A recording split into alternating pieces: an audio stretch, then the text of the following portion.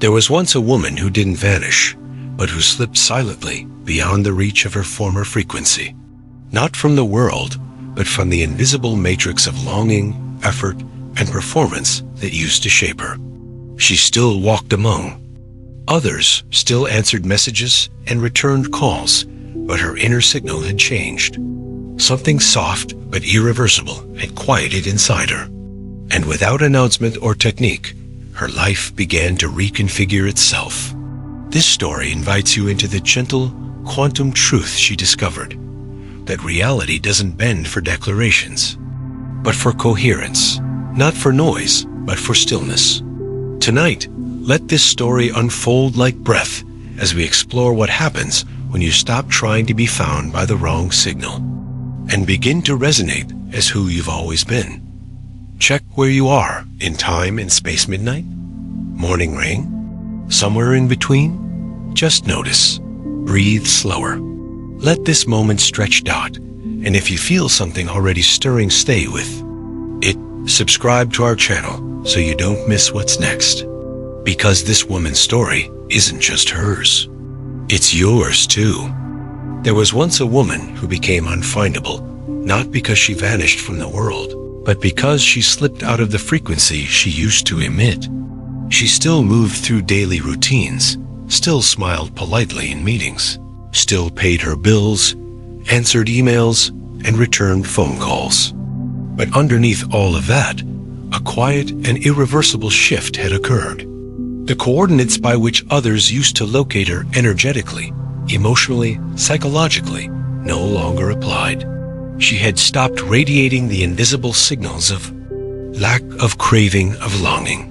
The frequencies she once unconsciously broadcast. Am I enough yet? Do you see me now?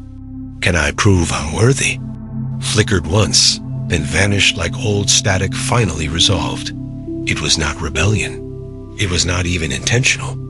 It was more like an exhale that had waited a lifetime. She simply didn't perform her identity anymore.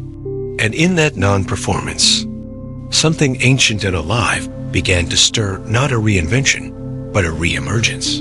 The woman she had been trying to become through striving was revealed in the absence of striving. Not new, but true. It began in those in-between moments. Blinked between waking and rising. The pause before answering a message. The stillness between two thoughts. That's where the signal first softened. Her inner narrator, once so eager to explain and interpret and polish each moment into story, began to quiet. She didn't do this through discipline. There was no spiritual training, no grand technique.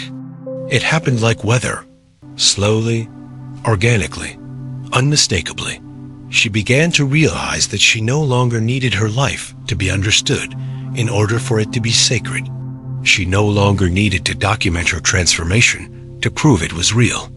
She no longer felt the itch to update the universe on her progress or to dramatize her desires to validate their importance. In the silence of all that absence, something extraordinary took its place. Resonance. Not with a future self, but with a truer now. And here's the secret. The quantum field, this great vibrating web beneath all existence, doesn't respond to effort. It doesn't reward hustle or ambition or desperate incantations. It mirrors coherence. It reflects clarity. It listens for what's stable when you're not watching. That's what she discovered. That her deepest signal, the frequency of her being, was more potent than any strategy. And that frequency wasn't found in what she said aloud or planned in her journal. It pulsed in how she moved through ordinary life when no one was looking. That's what changed.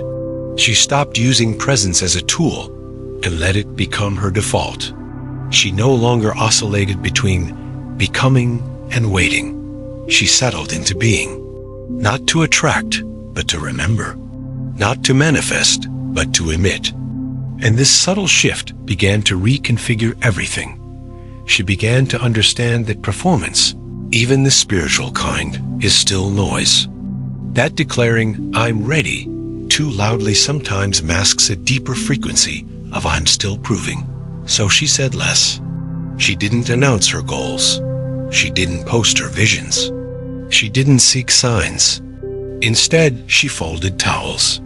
She sipped her tea. She let her body become the altar where integration quietly occurred. And that's when the real magic began. The things she had chased, the offer, the insight, the connection, began to arrive. But they came not as rewards. They came as reflections. They didn't respond to her effort. They responded to her signal. And her signal had become unmistakably whole. This wasn't ease mistaken for laziness. She still acted, still made choices. But those choices were no longer drenched in urgency. Her actions no longer carried the hope of being rescued. They were extensions of inner truth, not compensations for inner lack. A moment she stopped pleading with the field to notice her. She became visible to it, not because she increased her volume, but because she removed her distortion. Clarity is not a louder signal. It is a cleaner one. She moved like someone who no longer feared she was behind. And life moved with her, not out of pity, not as reward, but as response. Because reality, she saw, isn't waiting to be impressed. It's waiting to be matched. And matching requires no performance, just resonance. The field does not track your intentions. It tracks your integrations. It feels not what you wish, but what you are. And what you are, especially when unguarded, is what becomes your point of attraction. This is why she no longer explained herself, why she no longer looked over her shoulder to see if her progress was being applauded. She understood that her power didn't need validation. It needed refinement. Stillness became her workshop. Presence became her practice. And alignment became her way of disappearing from distortion. In this state, her old narratives unraveled. The inner stories about needing to be chosen, to be praised, to be acknowledged, they dissolved without drama. She no longer needed evidence. That she was evolving. She could feel it in the ease of her own breath, in the quiet joy of being unmeasured, in the dissolving of urgency. And that's when she understood something strange and sacred. The field wasn't responding to her demands. It was mirroring her resting state. Not what she asked for in her boldest moments, but what she believed in her quietest ones. And so she returned to those quiet moments again and again. Not to do something, but to be with what already was. She stopped chasing alignment and started living from it. And the more she lived from that place, the less she needed to say. She no longer updated the world on her spiritual progress. She didn't need to announce her clarity. Her life became the evidence. Her presence became the invitation. And that presence did what no argument or explanation ever could. It shifted rooms. It softened strangers. It recalibrated conversations. She became a tuning fork for coherence, not by preaching it, but by embodying it. And slowly, the noise fell away. The timelines, the comparisons, the shoulds. All the structures she once leaned on to prove she was becoming something, she no longer needed them. She had become someone unfindable to her former frequencies. Not because she hid, but because she stopped being available to the illusions she had once mistaken for truth. She didn't run away from the world. She simply tuned out the distortions that kept her echoing within it. Her world didn't shrink. It clarified. Her relationships didn't end. They refined. What was meant to remain stayed. What no longer resonated left, not with conflict, but with grace. And she didn't chase. She didn't explain. She didn't mourn the mismatch. She simply let coherence sort the rest. By the time the 37th day arrived, her life had already changed. But it was on the 38th, without announcement, without resistance, that something truly miraculous occurred. The offer she once dreamed of, but never chased arrived in her inbox like a whisper. The person she had written off as unreachable messaged her without prompt. The creative idea that had hovered at the edge of her consciousness for years flooded in, fully formed, ready to. be expressed. But none of it startled her, because something in her had already made room for it. Something in her frequency had already declared, without words, I'm here now. I'm ready not because I want it, but because I've become it. She hadn't summoned a new life. She had remembered her own rhythm. And in that remembering, reality reoriented itself around her. She didn't speak of it, but everything around her could feel the shift. It wasn't just that she was different. It was that reality had begun rearranging itself in response to who she no longer pretended to be. The world, which once responded only to her striving, now mirrored her stability. This was the moment she understood that manifestation wasn't a summoning, it was a synchronization. And synchronization didn't require perfection. It required permission. Quiet, cellular permission to live from what already is, not to chase what might be. The field wasn't listening for her declarations anymore. It was listening for her resting tone. And that tone, which once trembled with seeking, had settled into something deeper, something ancient, something like home. She was no longer broadcasting. Hunger, no longer echoing through the universe with a signal of almost. Her signal had cleared, cleaned, softened. Now it said, without words, I remember. I remember who I am beneath the noise, and I'm no longer available to the static. And the static, once deafening, began to dissolve. Notifications slowed, invitations thinned. But what remained had a strange and profound clarity. The people who contacted her didn't just want her time. They came as mirrors. They arrived already resonant, already soft, already open. She no longer needed to convince or prove or package herself. The frequency she now lived in took care of the filtration process. Life began to self-organize, not according to her preferences, but according to her presence. Her inbox filled with opportunities that didn't require self-betrayal. Conversations deepened without effort. Strangers responded to her as if they had been waiting to relax. Because that's what she had become, a pocket of relaxed truth in a world of tension. She didn't need to say anything. Her nervous system was now communicating for her. And nervous systems, unlike minds, don't lie. They register safety, coherence, truth. Her body had stopped bracing, and that peace became contagious. She realized something strange then, that we are always broadcasting something, even in silence, especially in silence. Our walk, our posture, our breath, our pauses, all of it speaks. And before, her life had been an endless script of invisible self-negotiations, adjusting herself mid-sentence, smiling when something hurt, accepting what didn't resonate just to avoid disappointing others. But now, she no longer whispered yes, while her energy screamed no. She no longer walked into rooms and shrank. She didn't ask questions that disguised a need for permission. She didn't apologize for her clarity. And her clarity didn't sound like anger, it sounded like stillness. A kind of inner volume turned low, but unwavering. She no longer needed to vibrate higher. She simply needed to stop leaking her signal. And when she stopped leaking through doubt, explanation, repetition, hesitation, everything aligned. What most people call manifestation, she now saw as permission. Reality doesn't grant wishes. It responds to certainty. Not forceful certainty, not egoic certainty, but quiet, felt, cellular certainty. A kind of being that doesn't flinch, that doesn't collapse inward when nothing happens right away, that doesn't search the sky for proof. And in this quiet form of knowing, time itself softened. She stopped counting, stopped rushing, stopped measuring her progress in milestones or affirmations. Instead, she began to live in a loop of enoughness.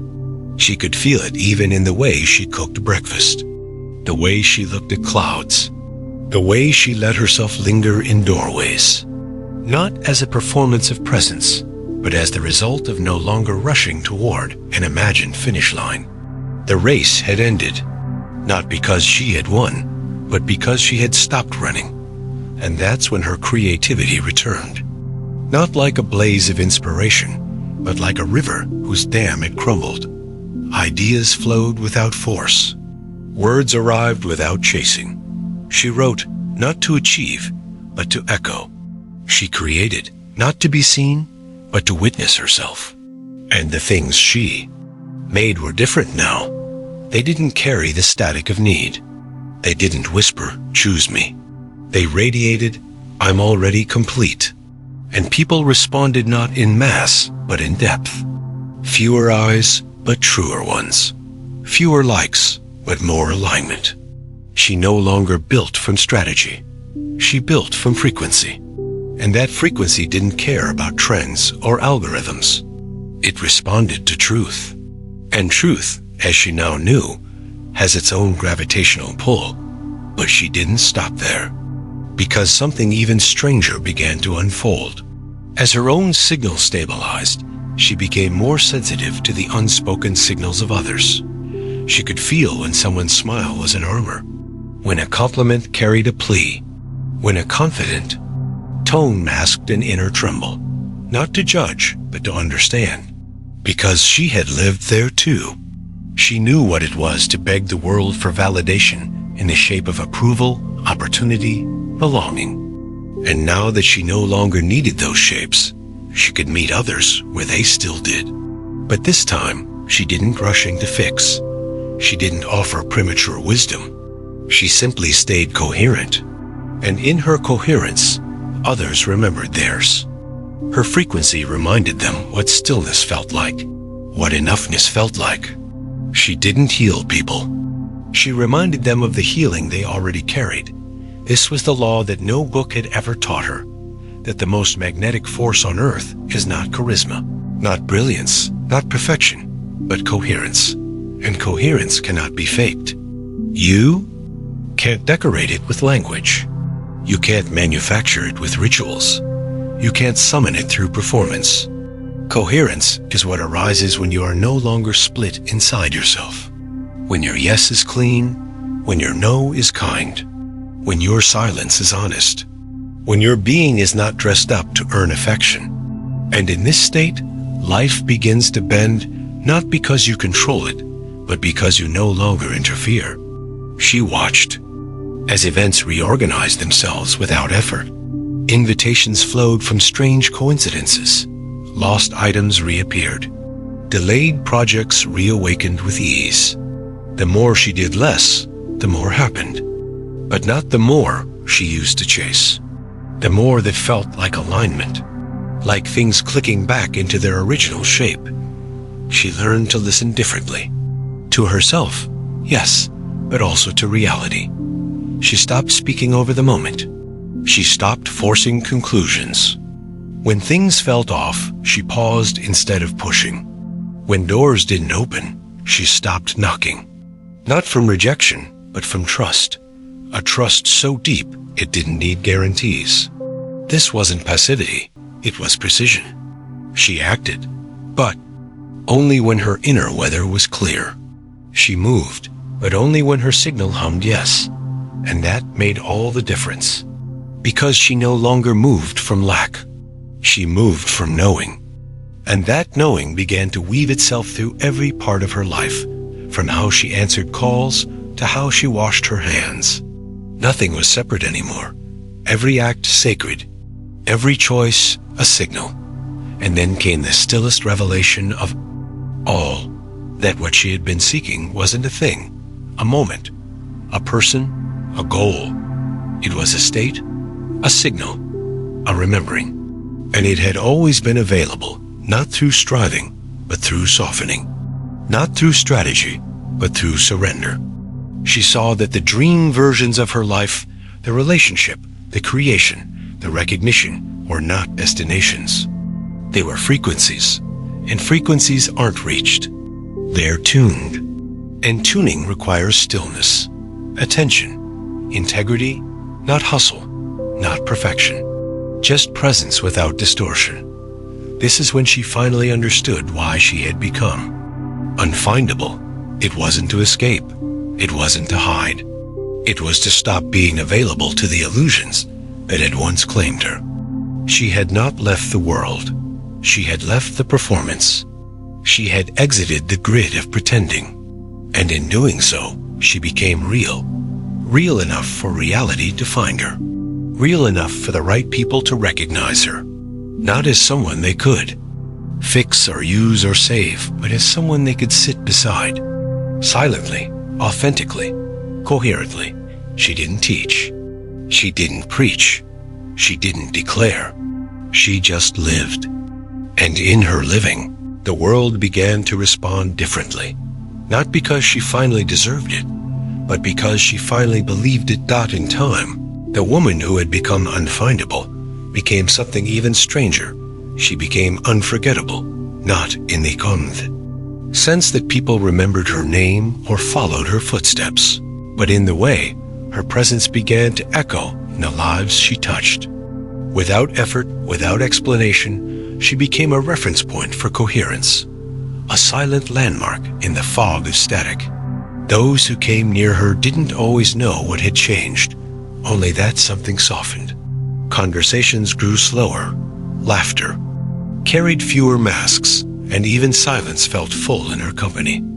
She had no blueprint to offer, no method to sell.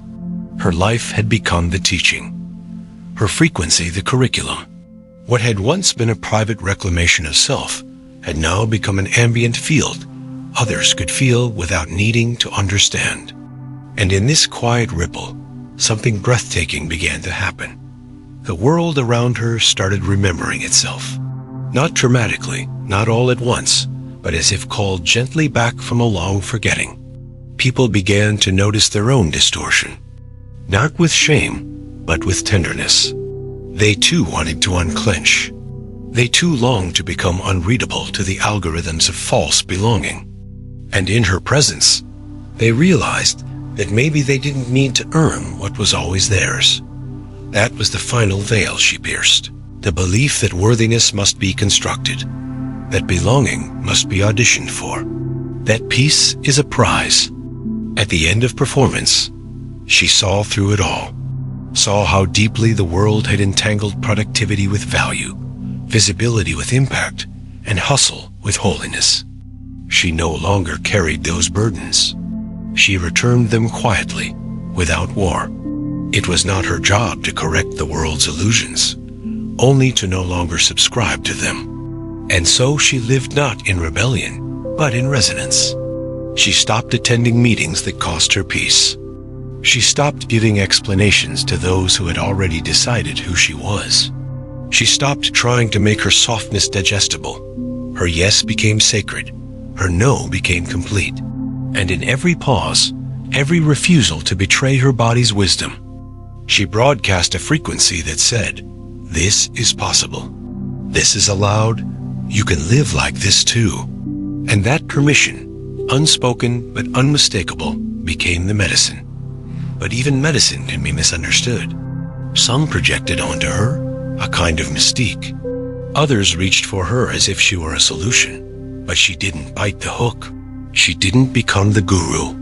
She didn't inflate to meet their fantasy. She stayed ordinary, humble, rooted. She cleaned her kitchen, took naps, forgot birthdays, made mistakes, apologized, changed her mind. Because this was the point. Coherence wasn't about perfection. It was about congruence. It was about not abandoning herself to meet expectations. And when she did wobble, and yes, she still did, she returned not through penance, but through presence. She no longer punished herself for falling out of alignment. She listened to the static with kindness, heard the noise as a request for deeper quiet. Each rupture became a recalibration, each tension an invitation. And in this way, she became not only a signal, but a living, breathing reminder that resonance is a process, not a destination. And the deeper she lived into this truth, the more her relationship with time began to change. She no longer raced toward someday. no longer bookmarked her joy for later. She felt the sacredness in now, in the crack of a door, the flicker of dust, the sound of her own heartbeat when the world was still. She moved through life as though everything were a dialogue with something, vast and invisible, and maybe it was. She no longer needed the universe to explain itself. She trusted its rhythm, even the delays, even the losses, especially the silences. Because now she understood that silence wasn't absence. It was tuning. And the universe, this field, this intelligence, this matrix of unfolding, was always listening, not to her words, but to her wavelength. Not to her vision boards, but to her vibrational honesty. So she stopped narrating, stopped scripting, stopped asking. She listened. She felt. She waited not passively, but precisely. And in her waiting, she wasn't idle. She was attuning. This attunement bled into everything. Into how she touched door handles. Into the way she closed her laptop. Into the cadence of her greetings. And what she discovered is that nothing is neutral. Every action hums. Every gesture carries code. You are always imprinting the field. And the field doesn't respond to volume. It responds to alignment. She could now feel it, how even the subtlest tension bent reality slightly out of phase. How even a tiny whisper of doubt in her gut echoed into the architecture of her day. And so she moved slower. Not because she was lazy, but because she understood that precision creates power. She didn't rush decisions. She waited for resonance. She didn't say yes from fear of missing out. She said yes from the marrow of her being. And if that took time, she let it. Because what she was building wasn't a life that looked good. It was a life that hummed true. And as her coherence matured, it stopped being something she needed to maintain. It became her resting state, her new default. Not always perfect, but always present. And this shifted something fundamental. She no longer asked, "What should I do?" She asked, "What wants to move through me now?" And in that subtle surrender, her actions became effortless. She was no longer choosing from options. She was responding to instructions written in feeling. Her intuition stopped whispering and started conducting. She didn't need signs anymore. She had become one. Not for others to follow, but for herself. To trust. Her body had become the compass. Her peace, the confirmation. And in this frequency, she could feel the future not as a destination, but as a frequency field she was already brushing up against. And the more she stayed true to herself, the more she merged with that field. Then came the deepest remembering of all, that none of this was new. That this coherence was not something she had earned. It was something she had always carried. It had simply been drowned beneath layers of noise, of mimicry, of inherited programming. And now that it had resurfaced, she could feel its roots, stretching back through generations. Her clarity was not hers alone. It was ancestral. It was cosmic. It was cellular. It had been waiting for her to stop pretending. And now that she had, it pulsed freely through her. She didn't guard it. She didn't flaunt it. She simply lived it. And in her living, others began to weep. Not because she had said something profound, but because she reminded them of what they had forgotten inside themselves. That peace isn't a performance. That truth doesn't require translation. That love, real, undistorted, grounded love, is a frequency you don't chase. You become a dot in the final days of this shift. She no longer thought of herself as unfindable. That was just the beginning. Now she was unmistakable. Not in brightness, not in volume, but in essence, in signature, in truth. You could feel her from across a room. Not through charisma, but through calm. Not through presence that demanded attention, but through presence that freed it. She was no longer broadcasting a question. She was radiating an answer. Not an answer to a problem, but an answer to a feeling, a signal that said, "You can stop trying now. There is nothing to prove. Just tune in. Just feel. Just be." And when she walked by now, the air felt warmer. When she smiled, it softened arguments. When she entered a space, the room remembered something it didn't know it had forgotten. Not because she was special, but because she was clear. Because she had returned to the frequency of her original self. And in doing so, she made it safer. For others to do the same. There was a moment so subtle it could have gone unnoticed, when she realized that her very presence was now more than a state of being. It had become a living frequency signature that gently altered the space around her without trying. She didn't walk into a room to lead or impress or center herself. She walked into it with the quiet clarity of someone who had nothing to prove, and because of that, the room itself shifted. Not all at once, not with applause, but with a subtle attunement, like a ripple through still water. She had become a carrier wave of coherence in a world tuned to noise. Her very breath softened others, not through control, but through invitation, not through demand, but through integrity. And it wasn't that she had found some missing answer, some secret method. It was that she had finally remembered who she had always been before the forgetting began. Before she learned to fracture herself to fit in. Before she absorbed the myths that equated value with visibility, movement with progress, and silence with absence. She now understood that true signal unchanging, unwavering signal lines beneath performance, beneath need, beneath the endlessly refreshing scroll of want. And when you locate that signal, when you choose to stay in it no matter what, life doesn't reward you with prizes. It harmonizes with you, subtly, unmistakably. It became increasingly clear that the reality she once tried to bend through force had only ever required one thing: congruence, alignment without pretense. And this alignment, once foreign and far away, was now her home state. She no longer spent energy chasing what was already magnetizing toward her. She had become still, enough to feel the echoes of her own future flowing backward, shaping her now. She realized then that the field, the quantum presence surrounding and saturating every moment, doesn't understand language or ritual or how badly you want something. It only understands frequency. And frequency is not just emotional, it is behavioral, neurological, spiritual. It is how your cells rest.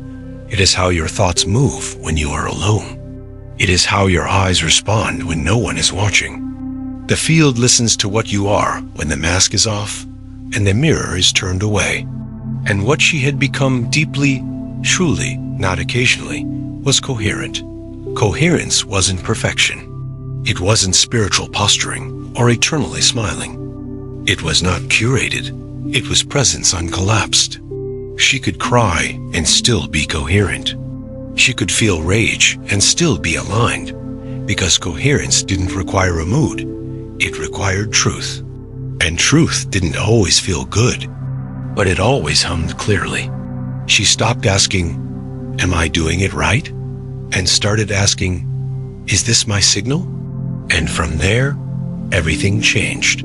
Her decisions became faster because they no longer required analysis. They required attunement. If it didn't hum right, she didn't override the sensation with logic or fear. She let it go. She let people go. She let ideas go. And in the space left behind, clarity returned. It always returned. Because clarity is the natural state beneath distortion. And now that she no longer clung to distortion out of loyalty or fear, clarity became her new foundation.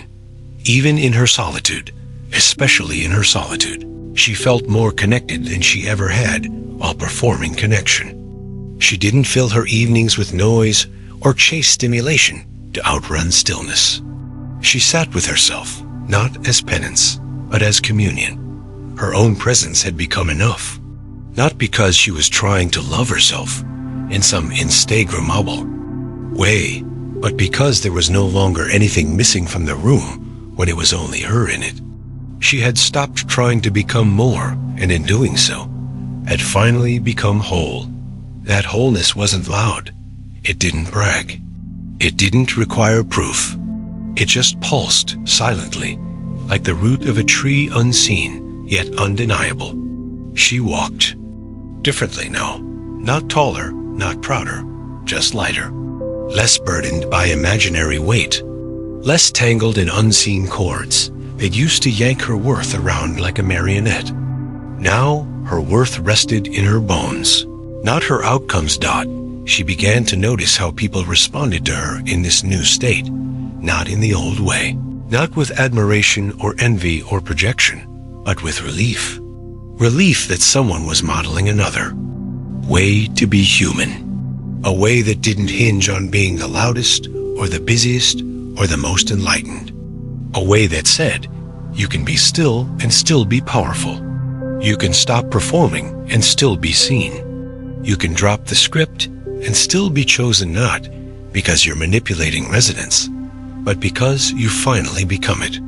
And this realization didn't inflate her ego, it dismantled it, because she saw that this was never about her personal story.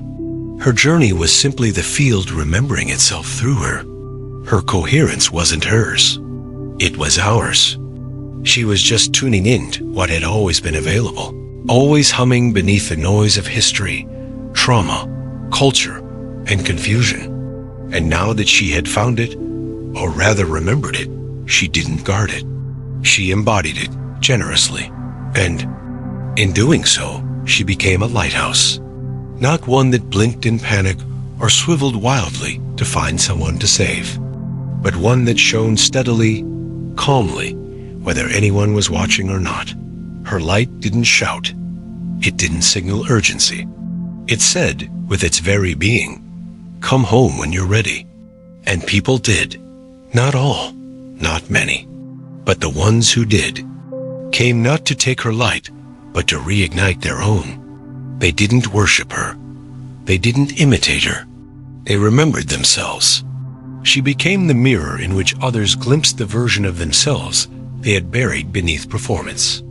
She became the silence that made space for others to hear their own signal again. And perhaps the most beautiful part of it all was that she expected nothing in return. Not gratitude, not recognition, not even companionship.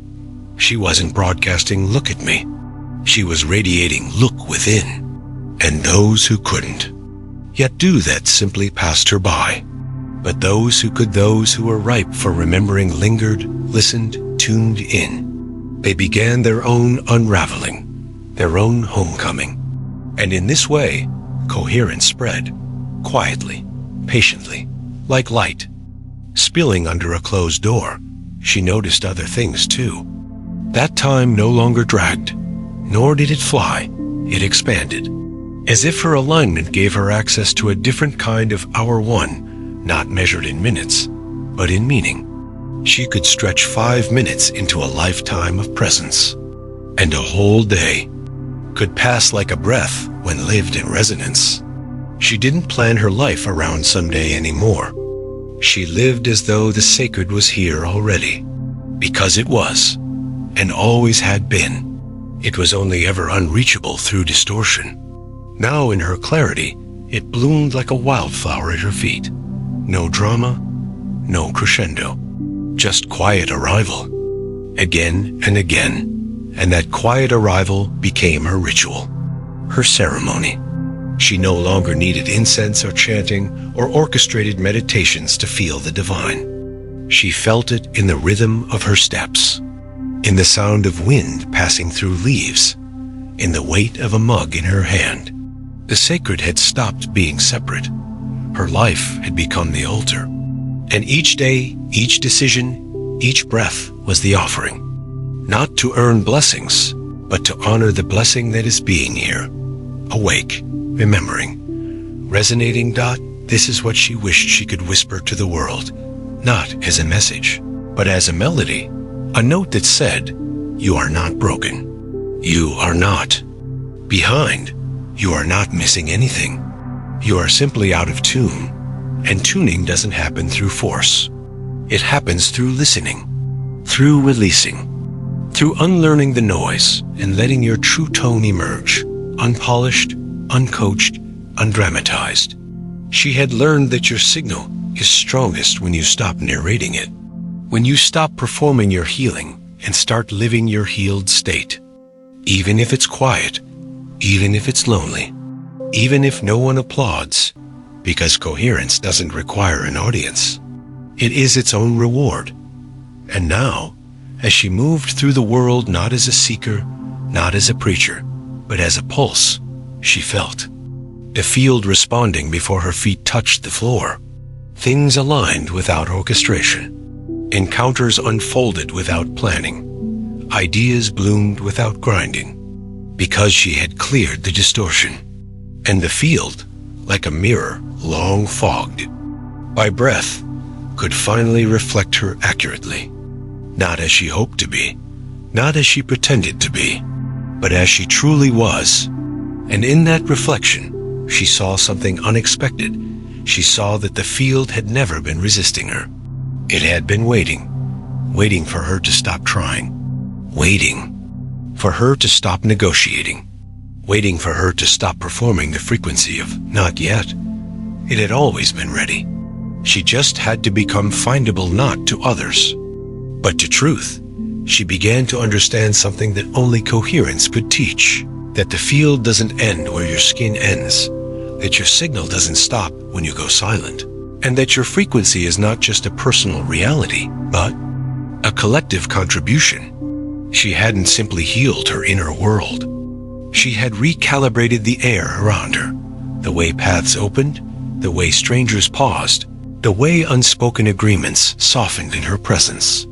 It was as if the universe had been waiting for her signal to stabilize before revealing the next layer of truth, that when you tune your being to resonance, not as an act, but as an existence, you become part of a wider harmonic pattern. You stop echoing suffering and start vibrating possibility. You stop looping scarcity and start radiating. A memory most have forgotten, that peace is native and pressure is learned. And even in a noisy, hurried world, that kind of presence cuts through like a bell, not because it's loud, but because it's clear. She noticed the subtlest shifts, how even chaotic places began to feel different when she entered them, not because she demanded order, but because her body no longer matched their distortion. She didn't defend herself against the noise.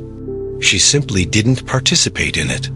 Her refusal to fracture, to explain, to escalate, became a kind of mirror others weren't prepared for. Some pushed back, some pulled away, some grew angry at the way she no longer played the role they had cast her in. But she didn't waver. She didn't rush to fix it. She let the field filter what was no longer coherent. She allowed the misalignment to clarify the path, because now she understood that the things falling away weren't loss. They were maintenance. They were the cost of holding a clean signal, and she no longer paid with guilt. She paid with grace. Even her thoughts had changed. They no longer spiraled.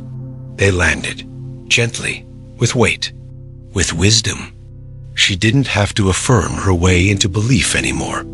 Her belief was baked into her breath, into the way she tied her shoes, into the way she rested without explaining why. She could feel it, this sharp drop of inner resistance, the absence of inner argument. And in that silence, a new voice had risen, not a voice of instruction, but of instructionlessness. A voice that didn't command, but confirmed. You're here. You've arrived. Keep walking. No rush. No scoreboard. Just the unfolding. Just the next step from truth. And the unfolding was beautiful, not because it was easy, but because it was clean. Even the difficulties felt different now. When challenges came, she met them not as interruptions, but as recalibrations. She didn't flinch. She didn't panic. She listened. She let the discomfort speak, not in fear, but in code. Everything had become signal now. Her body was an antenna, her intuition an interpreter, her emotions feedback loops of sacred information. She had stopped fighting her sadness, stopped overriding her joy. She let everything move through without judgment, without resistance. And in that movement, nothing got stuck. There were no more trapped frequencies, just motion, just current, just honesty. And in that honest flow, life didn't drain her anymore.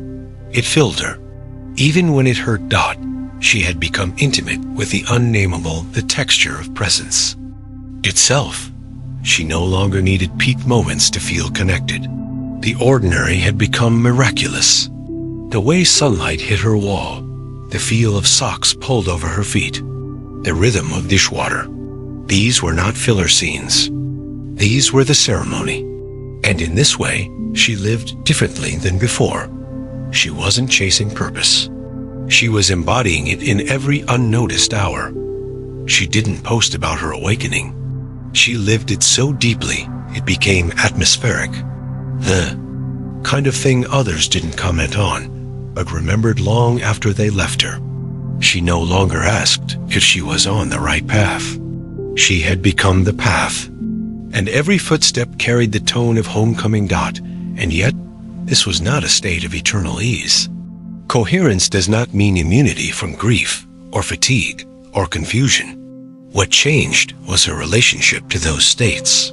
She welcomed them like old friends, not for what they took, but for what they revealed.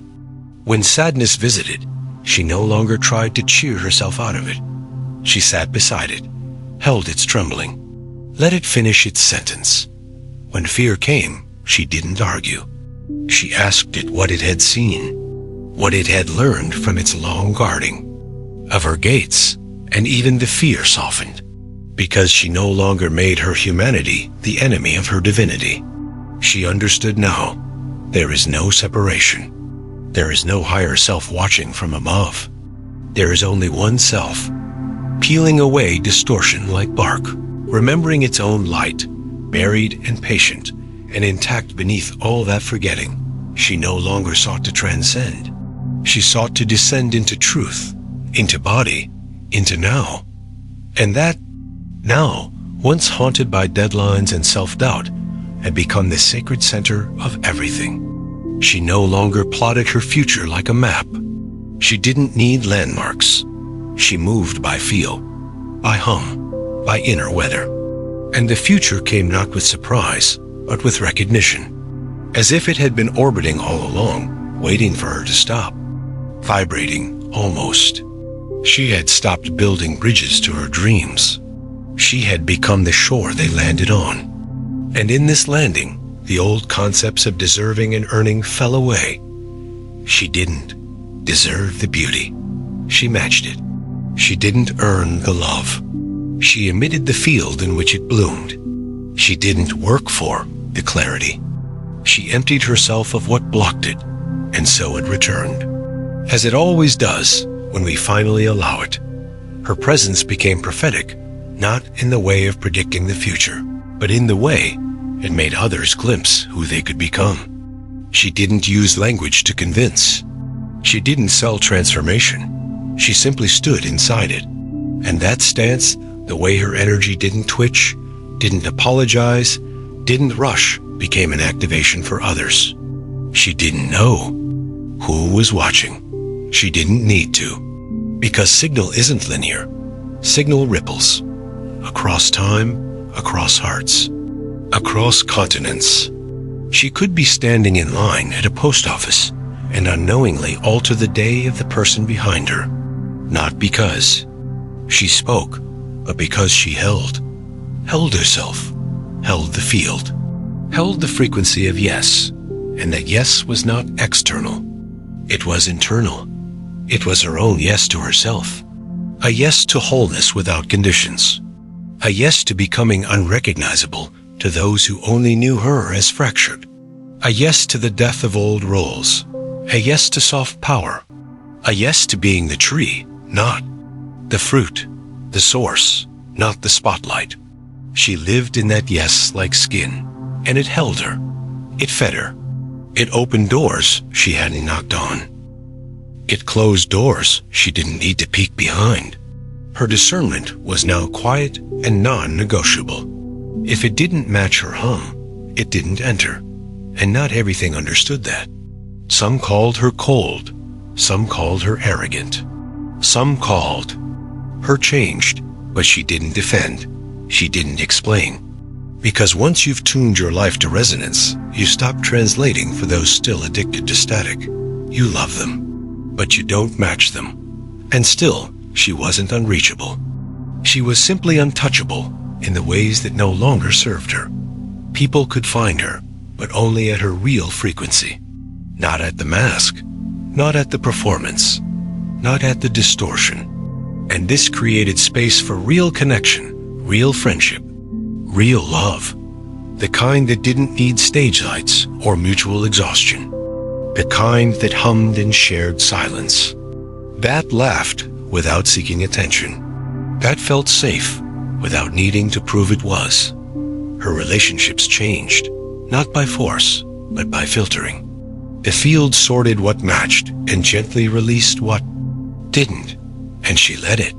Because now she knew what matches you can't miss you, and what misses you was never meant to meet the real you. Only the version you had outgrown. Nowadays felt like a stream. Not always fast, not always slow, but alive, honest, tuned. She didn't wake up dreading the climb. She woke up listening.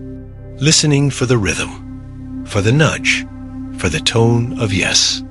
And when the yes came, she moved, with clarity, with courage, with kindness. And when it didn't come, she waited, not with panic, but with patience. Because waiting wasn't absence, it was alignment. Her whole being had become a frequency management system, not to manipulate reality, but to harmonize with it. And reality? It began to move with her. What she hadn't expected, what no one tells you about living in coherence, is how it changes your relationship with time, with memory, and with permanence. Not only did her days flow with a new rhythm, but her past began to rearrange itself. Old memories that once felt sharp and suffocating now arrived softened, faded like photographs left too long in the sun. Not erased, never erased, but no. Longer charged with the same gravitational pull. They no longer defined her. They no longer narrated her. They simply visited like ancestors, witnesses, not jailers. This was coherence at its most sacred, not just a frequency you emit into the present, but a filter that rinses the residue of the past. The stories she used to repeat, the betrayals, the failures, the small humiliations she'd carried like weighted beads, now drifted at the edge of her field, translucent, respectful, no longer interrupting her present signal. She didn't need to relive them to honor them. She didn't need to bury them to move on. She simply stopped being available to their frequency. And so, they became background texture, no longer the script. This shift was subtle, but profound. She no longer lived as a reaction to what had happened. She lived as a resonance to what was true. Her identity, once woven from past wounds and future projections, now rested in the breath between. It no longer required proving. It no longer required retelling. She was here, whole, and that was enough, more than enough. And the strange part was, in becoming this quiet version of herself, in releasing all effort to be heard, seen, validated, she became unforgettable in the way that trees are unforgettable, or rivers, or dusk. She didn't rise above the world. She sank deeper into it until her presence felt inevitable, like gravity. People who had once overlooked her now felt disoriented in her stillness. Some tried to pull her back into the familiar dynamic, where she'd over-explain, over-give, overstay. But she no longer oscillated. She no longer fractured. Her frequency was set, And from that place, life no longer exhausted her. It returned to her. What exhausted her now was only pretense. And so she let go of the last remaining bits of it.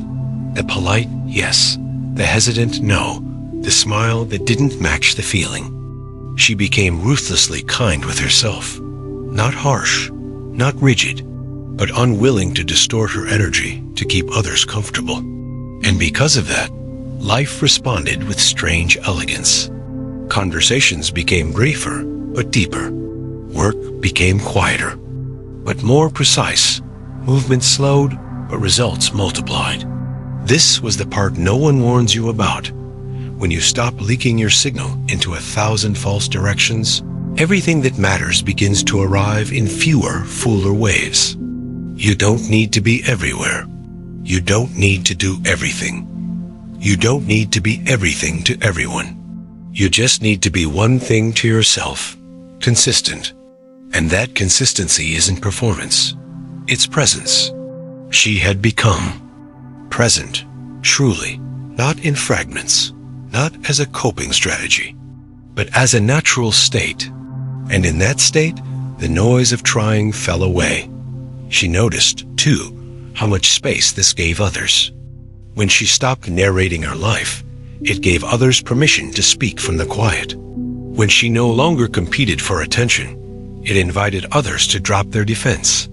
Her coherence didn't demand change. It provoked remembering. She didn't tell people what to become. She simply held the field long enough for their real self to emerge. Sometimes they walked away. Sometimes they cried. Sometimes they laughed nervously and changed the subject. But even then, even in resistance, the seed was planted.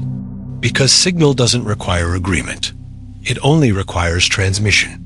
She had become a transmitter of stillness, of integrity, of enoughness, and not the curated Instagram version of enoughness. The raw, real kind. The kind you feel in your gut when someone is no longer pretending, but she was no longer just living for her own liberation. Something wider had taken root in her awareness.